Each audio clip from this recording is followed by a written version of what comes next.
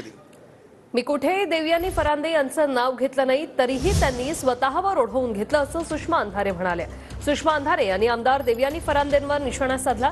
देवयानी फरांदेंनी आज विधानसभेत सुषमा अंधारेंविरोधात हक्कभंग प्रस्ताव मांडला होता. देवयानी फरांदे या ट्रॅपमध्ये अडकल्यात असं सुषमा अंधारे म्हणतायत. आज फरांदे यांनी तुमच्या विरोधात हक्कभंगाचा प्रस्ताव विधानसभेत मांडलेला. तुम्ही आधी पण म्हटलं होतं की बडी बाबी या पत्रात त्या उल्लेख होता की बडी बाबी हे स्वतःहून ओढवून घेत आहेत बडी बाबी शब्द.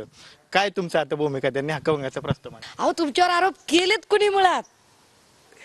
देवयानी फरांदे जी चोर की दाढी में तिनका, मी तुमच्यावर आरोपच केलेले नाहीयेत.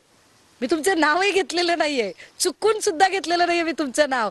तरी तुम्ही स्वतःवर जे ओढवून घेताय, माझं नाव घेतलं, मीच आहे, बडी भाभी म्हणजे मीच आहे. तुम्हीच स्वतः कबुली जबाब देताय, मी बोललेच नाहीये काही.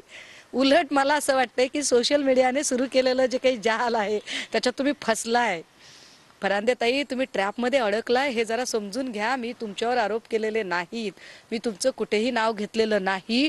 उलट मी असं म्हटलं की त्या पत्राला कुठलाच आधार नसल्यामुळे मी त्याच्यातली कुठलीच माहिती डिस्क्लोज करणार नाही. असं असतानाही तुम्हाला कसा काय साक्षात्कार झाला देवयानी ताई की त्याच्यामध्ये तुमचं नाव आहे? याचा अर्थ तुम्हाला स्वतःबद्दल एवढी खात्री आहे का? याचा अर्थ तुमच्या मनात काही भीती आहे का?